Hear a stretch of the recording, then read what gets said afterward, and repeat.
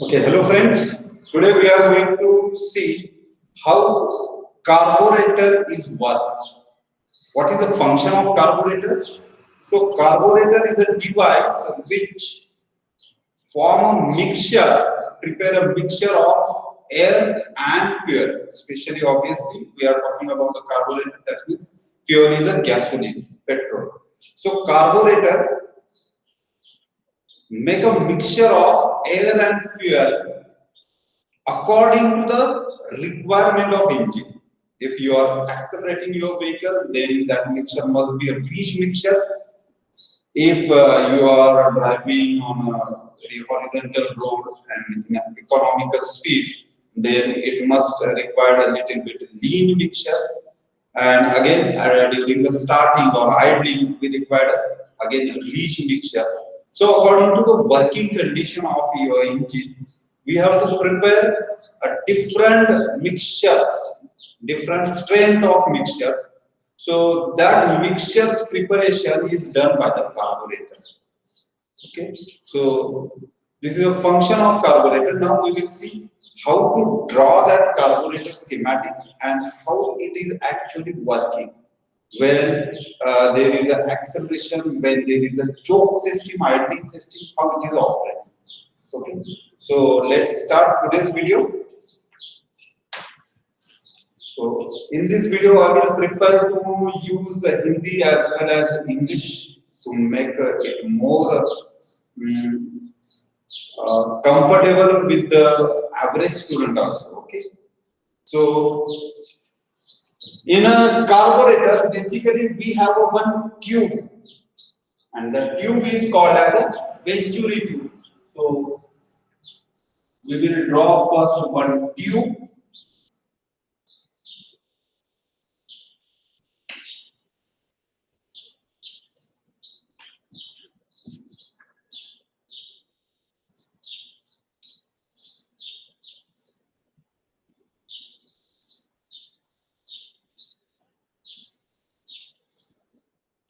Now this is simple tube.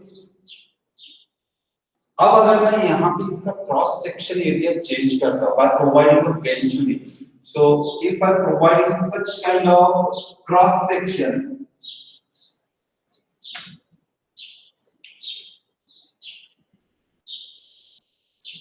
so this tube incorporate this venturi section.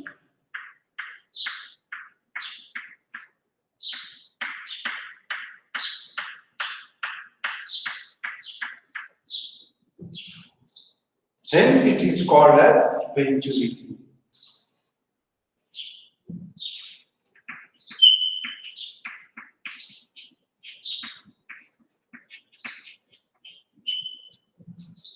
Now this is upside from where air is going to suck inside this venturi tube, and this is downstream side which is attached to your engine.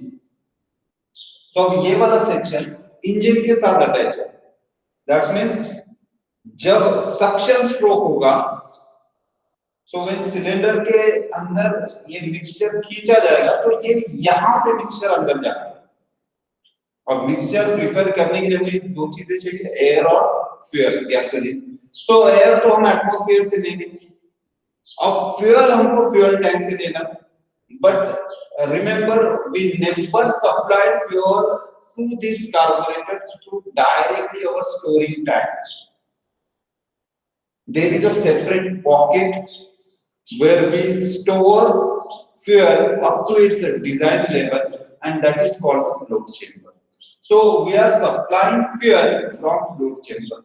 So how to draw float chamber? So float chamber which having a main metering jet. So that main metering jet will open at this throat area.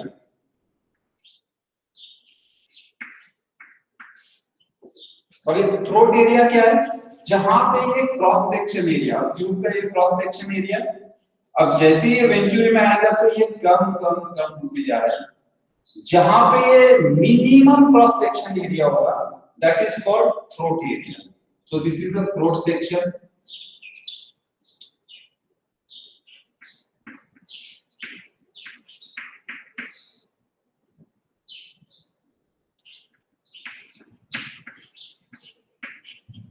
So this is throat area. और ये eventually converging throat diverging. अब जो हमें tube बनानी है, जो middling jet होता है, वो एग्जैक्ट थ्रोट एरिया पे ओपन होता है. So we have to draw one tube, one jet.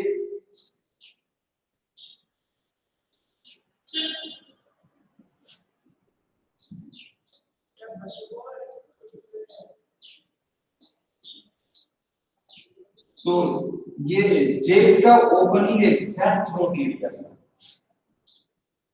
और ये जेट फिर हम कार्बोरेटर के उस पॉकेट के साथ कनेक्ट करते हैं जहां पे फ्यूल स्टोर होता है फ्यूल टैंक से आने के बाद. सो this is our float chamber.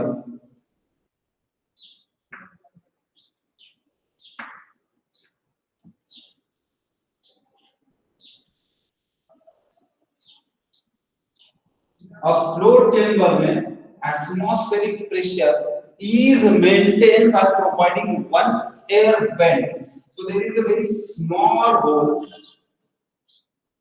that is for air venting. This hole is having a very small diameter so that there will be no any kind of spillage of fuel. But whatever be the atmospheric pressure is maintaining inside this float chamber. This float chamber having a one opening.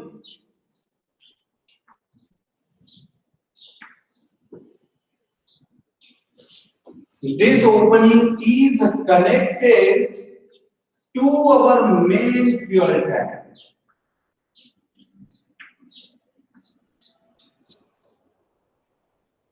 But definitely we have to filter that fuel before it enter into this float chamber, because whatever be these jets are there, it having a very micro or minute diameters, so it may stuck any kind of impurity, then fuel flow will be stopped. So we have to filter it. So whatever be the fuel coming from main store tank, it is first filtered with the help of strainer.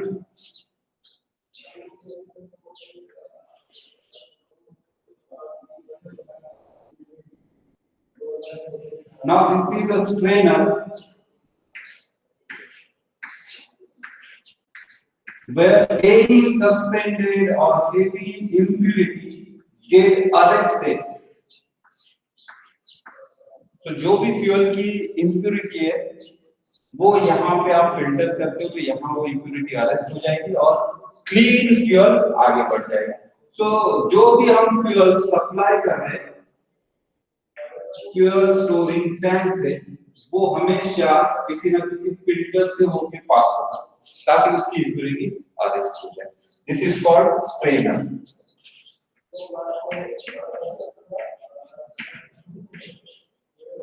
और जो हमारा fuel है वो अब यहां से अंदर आ सकता है. So fuel from tank.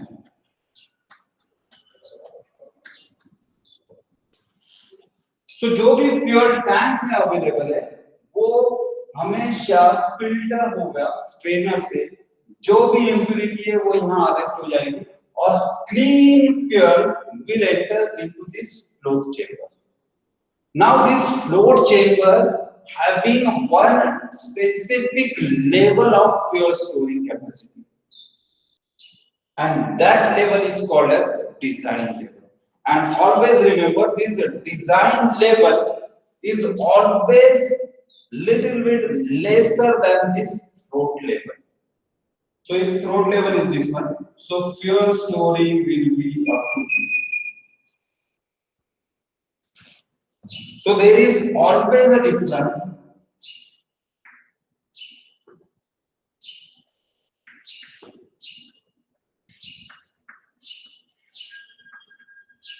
difference of opening of this jet and fuel level stored in this float chamber, and this difference is called as nozzle dip.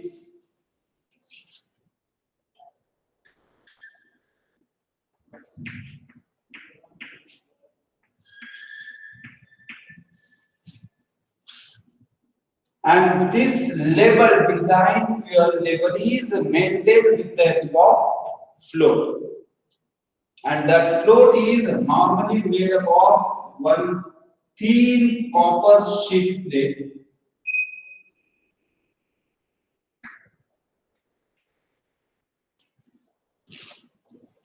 hollow thin copper float, and this float having an arrangement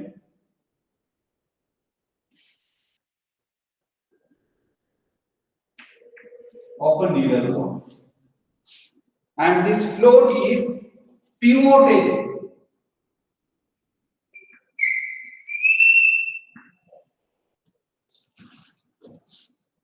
So what happened due to this pivoted point? This float may lower or lift according to your fuel level.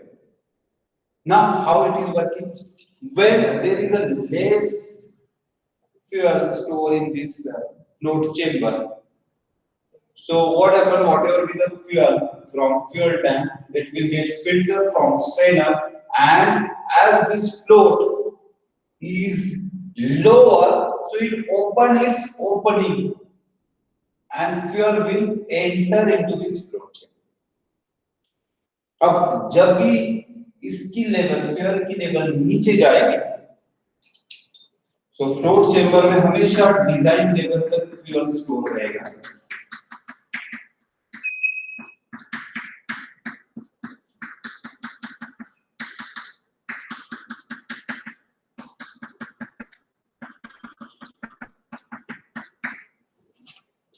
This is float,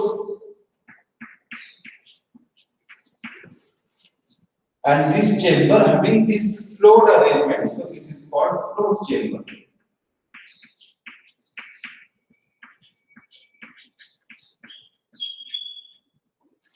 अब होता क्या है? Imagine करो कि आपकी bike शुरू है. अब जैसे बाइक शुरू है तो यहाँ से फ्यूल जा रहा है, कंज्यूम हो रहा है, बर्न हो रहा है, तो ये फ्यूल लेवल नीचे नीचे नीचे जा रहा है. जैसे जैसे बाइक चलती है इसका फ्यूल कंज्यूम हो रहा है, बाइक चल रही है. अब जैसे जैसे ये नीचे जाएगा तो ये फ्लोट जो है इस पिवोटेड पॉइंट की वजह से ये ऐसे नीचे की तरफ आ जाएगा. अब जैसे ये नीचे आएगा तो ये नीडल वॉल के साथ नीचे आएगा. नीडल वॉल के साथ अगर नीचे आता है तो जो भी हमारा स्टोरेज टैंक है वहां से फ्यूल अंदर आना शुरू हो जाएगा.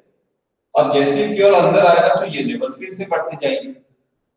अब जैसे ही ये डिजाइन लेवल तक बढ़ गया तो फ्लोट भी उसके साथ लिफ्ट हो जाएगा और वो इस पोजीशन में पहुंच जाएगा कि ये नीडल वॉल इस ओपनिंग को क्लोज कर.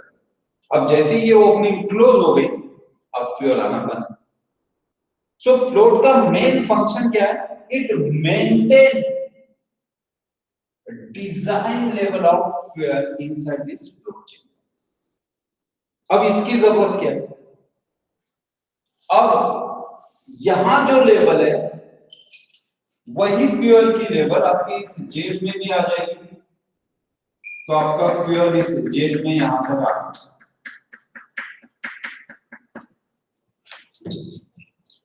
अगर ये लेवल ऊपर होती है तो फ्यूल यहां तक आ जाता है. और इमेजिन करो आप एक्सेलरेटर नहीं भी दे रहे हो, फिर भी कोई जर्क आ गया, कोई स्पीड ब्रेकर आ गया या कोई वाइब्रेशन है आपके बाइक के, सो उसके वजह से बिना एक्सेलरेशन दिए कि आपका एक्सेस फ्यूल सिस्टम में जा रहा है, तो आपने एक्सेलरेटर नहीं दिया है लेकिन ज्यादा फ्यूल जा रहा है, ज्यादा फ्यूल जाएगी, इंजन की पावर बढ़ जाएगी, इंजन की स्पीड बढ़ जाएगी. सो आपके कंट्रोल में स्पीड नहीं है, ये अपने आप फ्यूल गिर रहा है, स्पिल आउट हो रहा है, उसकी वजह से मिक्सचर अपने आप रीच बन रहा है और आपकी बाइक ज्यादा तेज मार रही है. सो avoid this, we always maintain a gap between this throttle area level or that opening of this main metering jet and fuel level of this float. So always there is a gap. जैसे हम जब भी चाय पीते हैं तो उस चाय को लिप्स तक लाते हैं, लेकिन अंदर लेना या नहीं लेना ये हम डिसाइड करते हैं खुद के कंट्रोल से. So we take a sip of a tea, then only that quantity of tea enter into our mouth. Imagine if you are not sucking that sip and we are tilting it, so uncontrolled amount of tea will be enter into our mouth.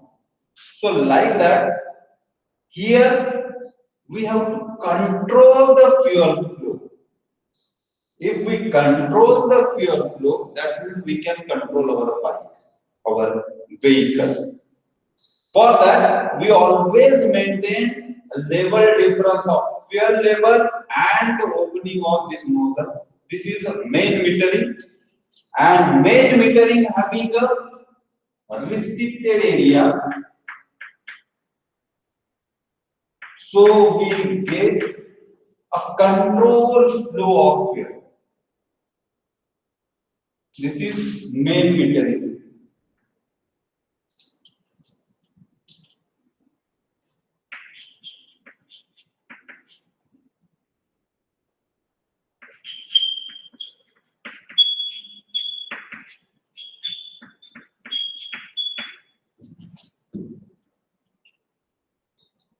अब carburettor में जब भी आप accelerator देते हो तो वो कहीं ना कहीं जाके वो किसी नॉब को एक्चुएट करता है ताकि ज्यादा से ज्यादा फ्यूल जाए, ज्यादा से ज्यादा मिक्सचर जाए और आपको पावर ज्यादा मिले। तो वो जो नॉब होता है वो होता है इंजन की तरफ, and it is normally in a close position.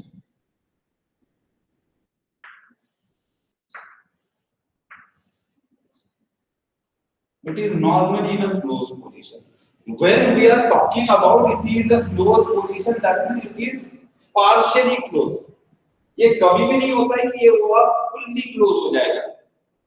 ये हमेशा थोड़ा सा गैप छोड़ता है ताकि कुछ थोड़ा सा अमाउंट यहाँ से पास हो सके। ये कभी भी completely close नहीं करता है। But this is its extreme closing position. So this is the closing position of this wall, and this wall is called as throttle wall.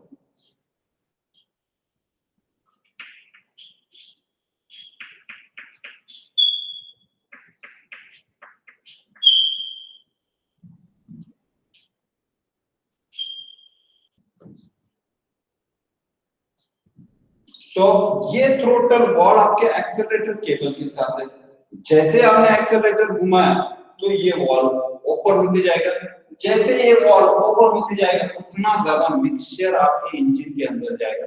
जितना ज्यादा मिक्सचर अंदर जाएगा उतनी ज्यादा पावर मिलेगी, और जितनी ज्यादा पावर मिलेगी उतनी ज्यादा आप आपके व्हीकल को स्पीड दे सकते हो या फिर ज्यादा वेट को खींच सकते हो। सो जो भी हम एक्सेलरेटर दे रहे हैं वो इस वॉल को ऑपरेट कर रहे हैं। जब भी हम कोई भी व्हीकल स्टार्ट करते तो एक्सेलरेटर नहीं देते। सो एक्सेलरेटर नहीं देते, दैट्स मीन एक्सेलरेटर ये हमेशा क्लोजिंग पोजीशन में होता है। So always remember throttle valve in a normal position always remain closed, and when I am talking about a closed position, that means it is a partially closed, never fully closed. And there is also one valve that is called a choke valve, and it is on air side. This is engine side, this is air side.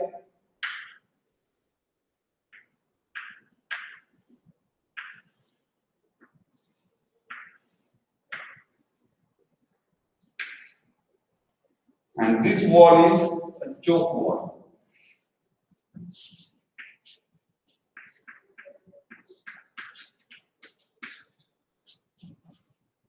So we normally observe that in a especially winter season when our bike is not started, so we apply a choke. That means we pull that choke knob. When we pull that choke knob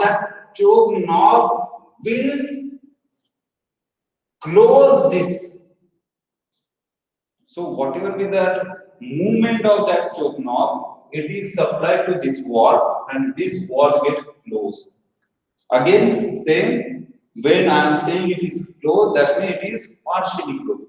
throttle wall or choke wall never get completely closed. It is always a partially closed.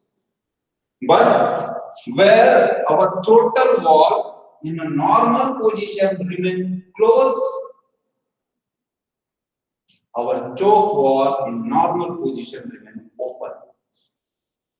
When we apply that choke knob, then only it gets closed. When we release our choke knob, then again it become open. Now, there is additional one system that is called idling system.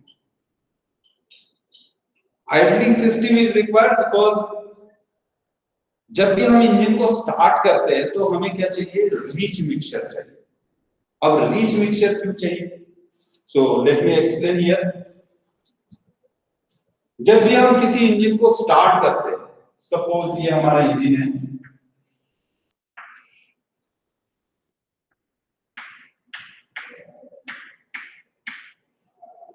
ये इसके अंदर piston cylinder arrangement है.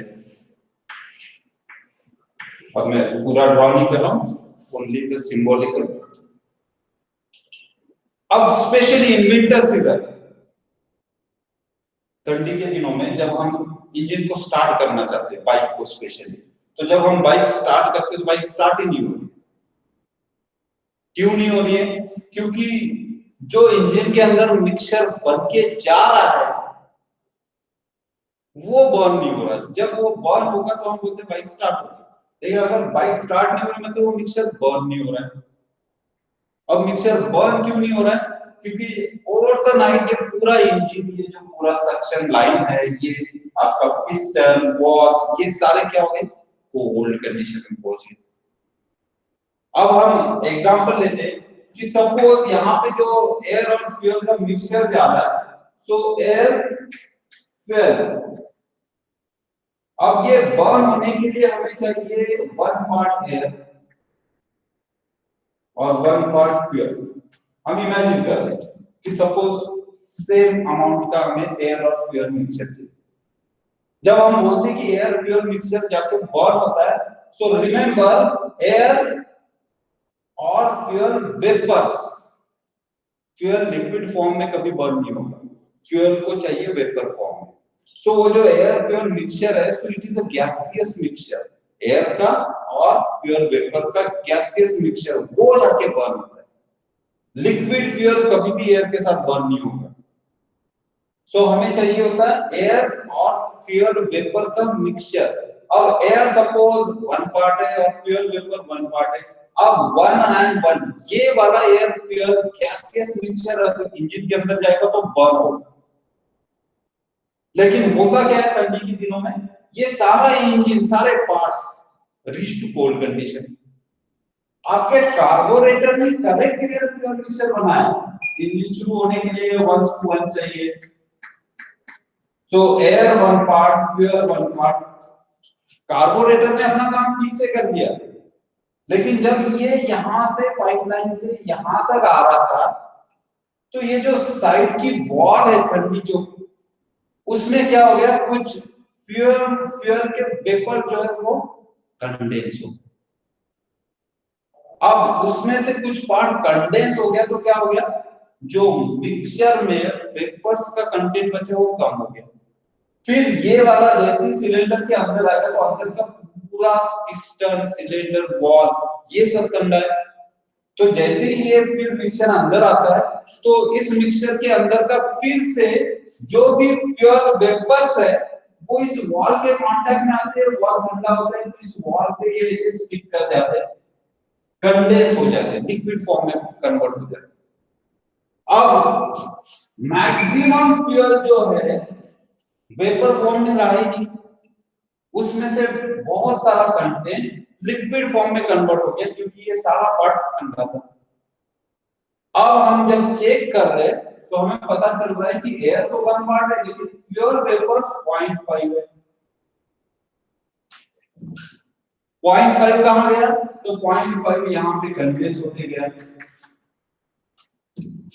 सो carburettor ने correct बनाया था 1:1, लेकिन अंदर आते आते एयर बन रहा लेकिन फ्यूल्स, सो फ्यूल के वेपर्स कंडेंस हो गए, लिक्विड में कन्वर्ट हो गए, तो वेपर फॉर्म में 0.5 रह गया।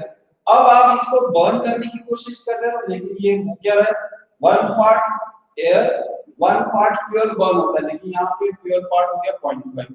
अब ये इंजन बर्न नहीं हो रहा है। अब अगर इसे बर्न करना तो हम क्या करते, फिर हमें ज्यादा फ्यूल भेजना। अब इमेजिन करो, अब इंजन स्टार्ट नहीं हो रहा, तो हमने चोक अप्लाई कर दिया। अब चोक अप्लाई किया, तो चोक अप्लाई करने के बाद क्या हो रहा है, फ्यूल हम बढ़ा रहे हैं। तो अब एक पार्ट के साथ 1.5 पार्ट फ्यूल भेज रहे। तो हमने मिक्सचर क्या बनाया, कार्बोरेटर में रिच मिक्सचर बनाया। अब 1 पार्ट है 1.5 पार्ट फ्यूल, रिच मिक्सचर बना। लेकिन ये रिच मिक्सचर जब पास होगा तो ऑब्वियसली फिर से कंडेंस होते जाएगा। अब ये सारी जगह पे कंडेंस होने के बाद, जैसे ये पूरा सिलेंडर कंडेंस करता है, 0.5 कंडेंस हो गया, तो 1.5 में से अगर 0.5 फ्यूल कंडेंस हो गया तो वेपर फॉर्म में कितना बच गया, सो अगेन 1। तो हमने भेजते समय ही फ्यूल को ज्यादा भेज दिया, तो जो भी फ्यूल सिलेंडर के अंदर वॉल पे, जो आपकी सक्शन इनटेक लाइन है उसमें, मैनिफोल्ड में, जहां जहां कंडेंस होना था वहां कंडेंस हो गया। लेकिन जब सिलेंडर के अंदर पहुंचा है तो वहां पे 1 पार्ट फ्यूल वेपर है, 1 पार्ट एयर है। अब ये फ्यूल वेपर बर्न हो सकता है, even though your some part get condensed, but still it having a proper air fuel mixture strain, so it get burned. अब एक बार अगर ये बर्न हो गया तो ये पूरा वॉल, पूरा सिलेंडर गर्म हो जाएगा। अब अगर एक बार गर्म हो गया तो जो भी आप फ्यूल अब अंदर भेजोगे तो कंडेंस नहीं होगा। अब कंडेंस नहीं होगा तो आपको फिर रिच मिक्सचर भेजने की जरूरत नहीं। फिर आप क्या करते हो, चोक नॉब को ऑफ कर देते हो। जैसे आपने चोक नॉब ऑफ कर दिया, फिर से कार्बोरेटर 1:1 फ्यूल भेजेगा। अब 1:1 फ्यूल जा तो रहा है, लेकिन अब ये पूरा सिलेंडर पिस्टन गर्म है, इसके वजह से क्या हो रहा है, कंडेंस नहीं हो रहा है, तो वेपर जैसे के वैसे रह जाए और फिर वो बर्न हो जाएगा। तो हमें चोक क्यों देना पड़ता है, ताकि आपका इंजन कोल्ड कंडीशन में स्टार्ट हो गया। एक बार स्टार्ट हो गया तो सारा इंजन गर्म हो जाएगा। अब एक इंजन गर्म हो गया तो फिर आपको जो रिलीज करना है, तो अब आपका इंजन बंद नहीं पड़ेगा। So this is the actual function of this choke knob.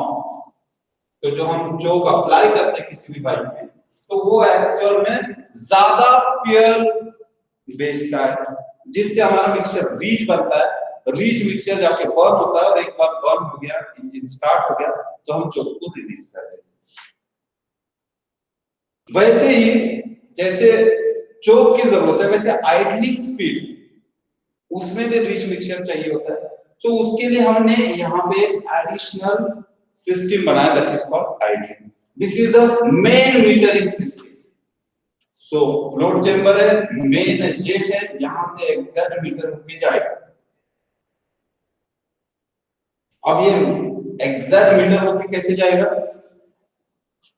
Imagine करो इंजन स्टार्ट हो गया, जैसे पिस्टन बीडीसी से टीडीसी से बीडीसी जाएगा, सिलेंडर के अंदर वैक्यूम क्रिएट हो रहा है, वो वैक्यूम वॉल्व ओपन होने की वजह से यहां तक आएगा। अब यहां आने के बाद एक्सेलरेटर तो आप देते नहीं हो जब इंजन स्टार्ट करते हो, तो यहां जो वैक्यूम आनी, वो जो वैक्यूम है नेगेटिव प्रेशर, वो यहां एक्ट करेगा। अब यहां एक्ट करने के बाद वो क्या करेगा, यहां से एयर खींचेगा। तो एयर आपका यहां से एंटर हो रहा है,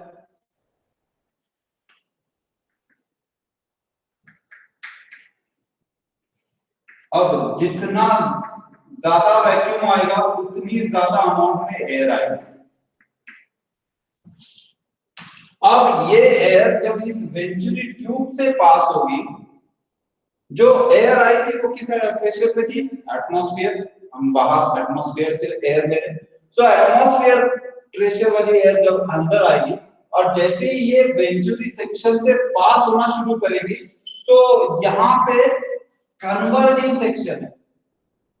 So when this air passing through this converging section, so its pressure will drop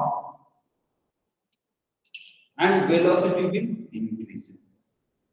तो जैसे जैसे एरिया कम होते जाएगा वेलोसिटी बढ़ती जाएगी, प्रेशर कम होते जाएगा। जब हम गार्डनिंग करते हैं तो गार्डनिंग के पाइप पे अगर माउथ को आप पार्शियली क्लोज कर तो जेट फॉर्म होता है। सो जो भी प्रेशर था वाटर का वो जेट में कन्वर्ट हो गया, काइनेटिक एनर्जी में कन्वर्ट हो गया। वैसे यहाँ पर भी जैसे जैसे एरिया कम होते जा रहा है तो एयर का जो प्रेशर था वो प्रेशर कम हो रहा है और वेलोसिटी बढ़ रहा है। तो जैसे जैसे एरिया कम होगा प्रेशर कम कम वेलोसिटी बढ़ते जाएगा बढ़ते जाएगा। सबसे कम प्रेशर कहाँ होगा? जब ये सबसे मिनिमम क्रॉस सेक्शन पे आएगा, मतलब थ्रोट पे। जब ये थ्रोट पे आएगा तो सबसे कम प्रेशर मिलेगा। सो एंटर होते समय एटमॉस्फेरिक प्रेशर था, लेकिन यहां से पास होते समय एटमॉस्फेरिक से कम कम कम होते गया और सबसे कम मिल गया यहाँ।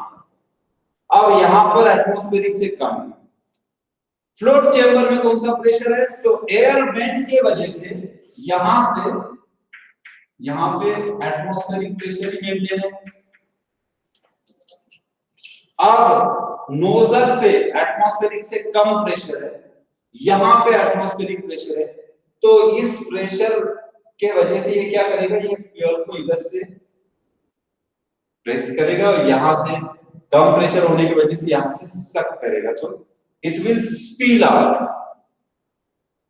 तो सबसे पहले तो इतना प्रेशर डिफरेंस होना चाहिए कि ये फ्यूल नोजल की टिप तक आए, उसके बाद यहां से बाहर आएगा। सो ये जो प्रेशर डिफरेंस है जिसके वजह से फ्यूल बाहर निकलता है, that is called carburettor depression. जितना कार्बोरेटर प्रेशर डिप्रेशन होगा उतना ज्यादा फ्यूल बाहर आएगा और एयर डेफिनेटली ऐसे फ्लो हो रही है, प्रेशर कम होते जा रहा है। सबसे कम प्रेशर यहाँ पे आएगा तो उस प्रेशर डिफरेंस के हिसाब से फ्यूल बाहर आएगा। तो जैसे यहां से फ्यूल बाहर आएगा लिक्विड फॉर्म में, तो ये जो वेलोसिटी बढ़ गया था एयर का, उससे क्या होगा? ये जो फ्यूल बाहर आ रहा है वो लिक्विड फॉर्म में से गिरेगा नहीं, वो स्प्रे फॉर्म में कन्वर्ट हो जाएगा। सो ये जो वेलोसिटी यहां बढ़ गई थी, उस वेलोसिटी एयर के वजह से जो भी फ्यूल अब इस नोजल से बाहर आ रहा है स्प्रे के फॉर्म में कन्वर्ट हो जाएगा। और ये स्प्रे थ्रू आउट नहीं रहेगा, क्योंकि थोड़ी देर तक स्प्रे रहेगा, उसके बाद ये जो एयर है उस एयर के वजह से ये वेपोराइज हो जाएगा, दैट मींस उसके वेपर्स फॉर्म हो जाएंगे। आगे जाते समय एयर और फ्यूल इसके वेपर्स बनते जाएंगे और एयर फ्यूल के जो वेपर्स है, ये जो मिक्सचर है, वो फिर इंजन को सप्लाई होगा। तो जब सक्शन स्ट्रोक होता है तो इंजन को एयर फ्यूल मिक्सचर सप्लाई होता है।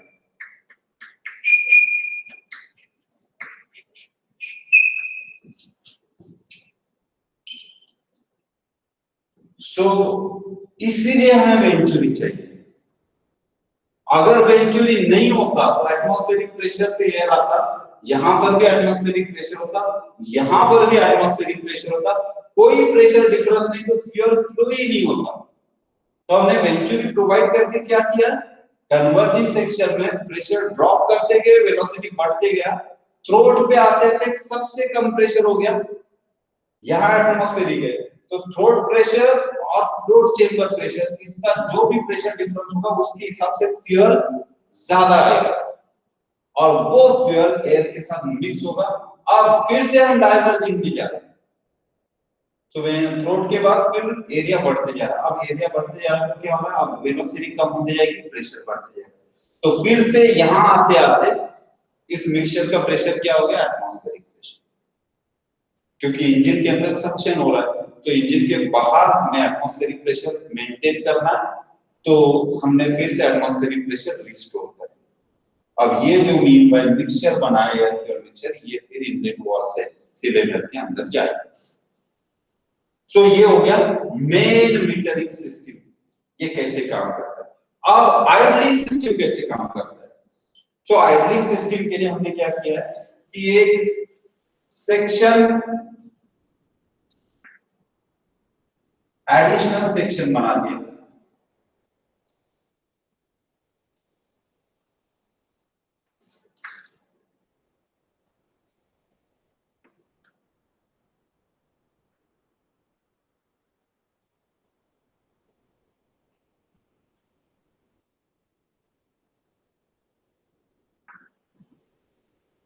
और ये जो एडिशनल सेक्शन है वो हमने अटैच किया है choke wall area to throttle wall area, लेकिन थ्रोटल वॉल के बाद अटैच किया।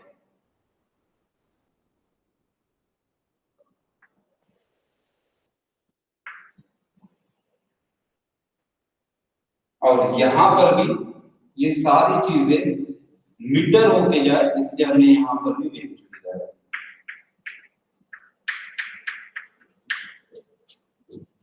नेक्स्ट, ये जो आर्टरिंग सिस्टम है, यहां से फ्री फ्लो में एयर नहीं आना चाहिए, इसलिए यहां पर भी हमने एयर ब्लीड दे दिया, रिस्ट्रिक्टेड कर दिया इसका एरिया। सो इसके वजह से थोड़ी सी अमाउंट ही अंदर आ सकती है, फ्री फ्लो नहीं आएगा। और ये जो हमने आर्टरिंग सिस्टम का सेक्शन बनाया, इसको हमने डायरेक्ट अटैच कर दिया है फ्लोट चेंबर में।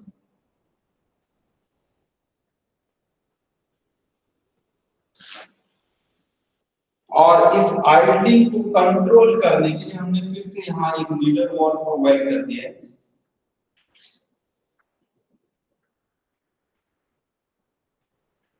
और इस लीडर वॉल पे स्क्रू अरेंजमेंट है, और ये लीडर वॉल हमेशा स्प्रिंग लोडेड होता है। सो अगर आप कभी बाइक पे देखोगे तो कार्बोरेटर में एक स्प्रिंग वाला वॉल है। अब इस वॉल को अगर आप घुमाते हो तो आपकी इंजन का साउंड बदलता है। साउंड बदलता है मतलब फ्यूल कंजम्पशन बदलता है। तो हमें इस वॉल को उस पोजीशन में रखना है ताकि आपका इंजन बहुत smoothly run. That is called carburettor से। अगर उस पोजीशन पे आप रखते हो तो आपका फ्यूल कंजम्पशन बहुत कम होता है। अगर आपका कार्बोरेटर करेक्टली सेट नहीं है, मतलब अननेसेसरी ज्यादा फ्यूल जा रहा है, तो आपका, तो आपने यहाँ पर एयर को फ्री फ्लो में अलाउ नहीं किया है, सिर्फ एयर ब्लीड कर रहे हो, छोटी सी अमाउंट भेज रहे हो, तो that is called air bleed.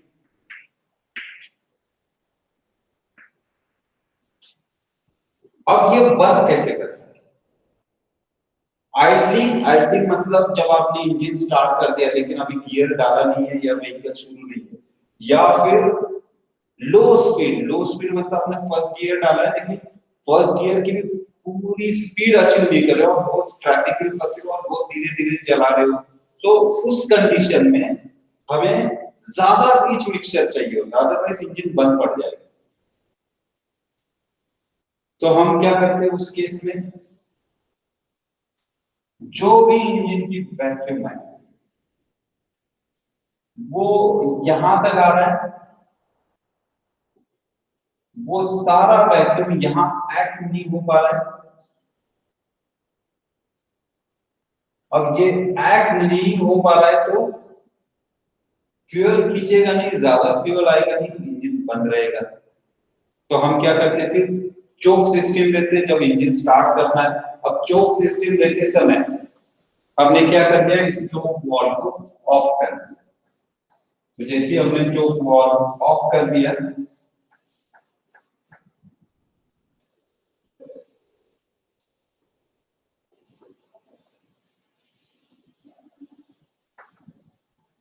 तो इमेजिन कीजिए हमने चोक वॉल के नॉब को खींच लिया है। अब ये चोक वॉल इस पोजीशन में आ गया।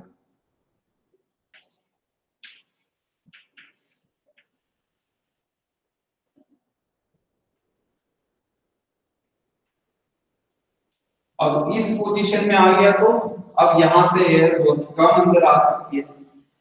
तो जैसे ही सक्शन होगा, सक्शन का वैक्यूम यहां तो एक्ट हो रहा है लेकिन इस गैप के वजह से कम वैक्यूम यहां एक्ट होगा, सो कम अमाउंट में एयर आएगा। अब थोड़ी सी अमाउंट में एयर आ रही, जब वो थोड़ी सी एयर यहां से पास होगी,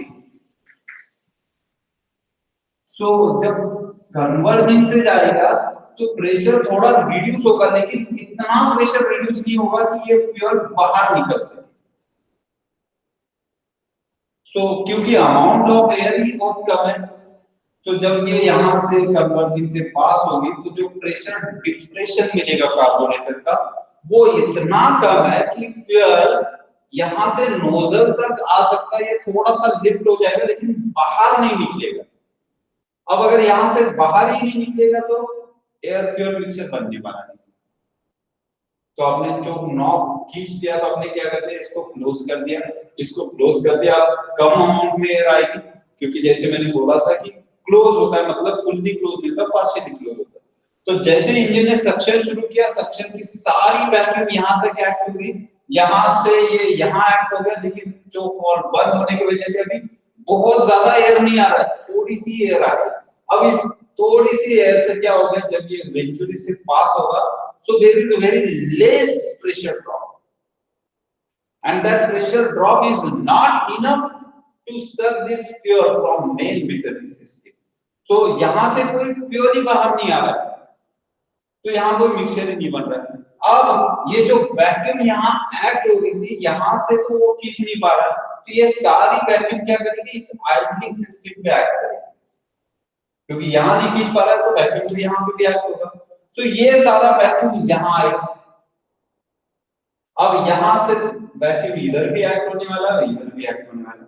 तो जो वैक्यूम एयर ब्लीड की तरफ एक्ट होगा, लेकिन ये रिस्ट्रिक्टेड होने की वजह से इसमें से थोड़ी सी ही अमाउंट में एयर खींच पाएगा, और बाकी की सारी वैक्यूम ये सीधा फ्लोट चैम्बर के फ्यूल को खींचेगा, क्योंकि अभी तक प्रेशर डिफरेंस के हिसाब से फ्यूल खींचा जा रहा था, लेकिन अभी ये सारा वैक्यूम फ्यूल को स्ट्रेट में सीधे फ्लोट चेंबर से खींचेगा।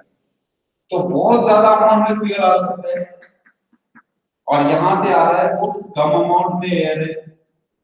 तो अब ये एयर और फ्यूल जब पास होते तो होगा क्या है, इस फ्यूल को ब्रेक किया जाता है, दैट मींस स्मॉल ड्रॉपलेट्स बनते हैं, फ्यूल थोड़ा सा वेपोराइज हो जाता है, और ये एयर के साथ मिक्स होते समय थोड़ा सा एयर फ्यूल मिक्सचर और थोड़े से लिक्विड ड्रॉपलेट्स ऐसा ये स्प्रे के फॉर्म में यहां से बाहर निकलेगा। तो ये बहुत ज्यादा रिच मिक्सचर है, क्योंकि आपने बहुत ज्यादा अमाउंट में डायरेक्टली फ्यूल सक कर लिया, थोड़े से अमाउंट में एयर ब्लीड से एयर दे दिया, तो यहाँ से जो स्प्रे बन रहा है वो बहुत ज्यादा रिच मिक्सचर का है। लेकिन इस स्प्रे के साथ ये यहाँ से जो आने वाली एयर है वो एयर भी अब मिक्स हो रही है। अब ये एयर भी इसके साथ मिक्स हो रही है और एयर फ्यूल मिक्सचर फॉर्म कर रही है, लेकिन ये जो एयर फ्यूल मिक्सचर बना है वो रिच क्वालिटी का एयर फ्यूल मिक्सचर बना है जो इंजन को सप्लाई होगा। अब इंजन को सप्लाई हो गया तो इंजन रन करेगा, इंजन रन करेगा मतलब इंजन ने बर्न करना शुरू कर दिया। जैसे इंजन ने फ्यूल बर्न किया मतलब आपका इंजन स्टार्ट हो गया।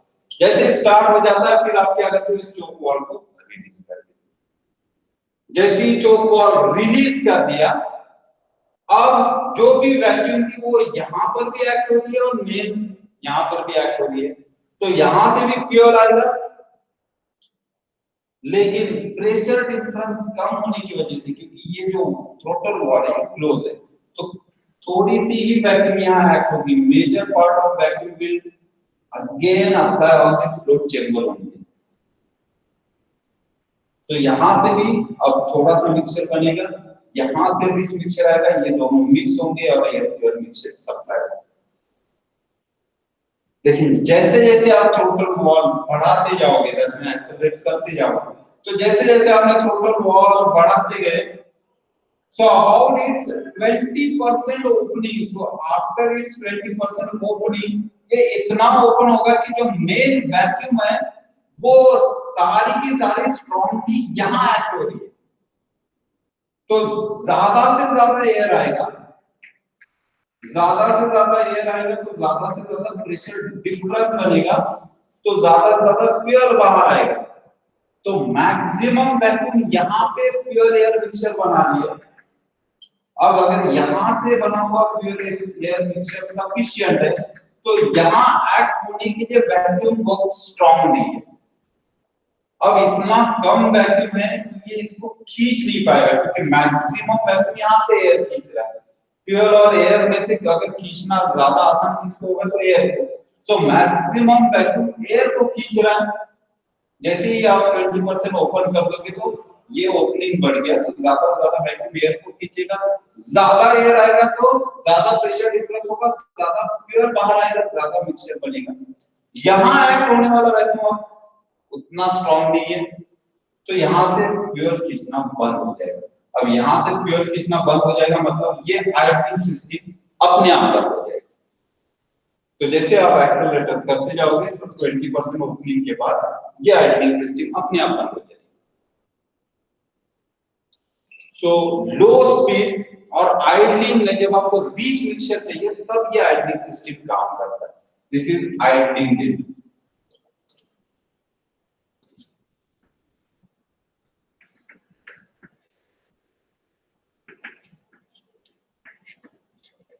और ये है आयोडीन एडजस्टमेंट स्क्रू।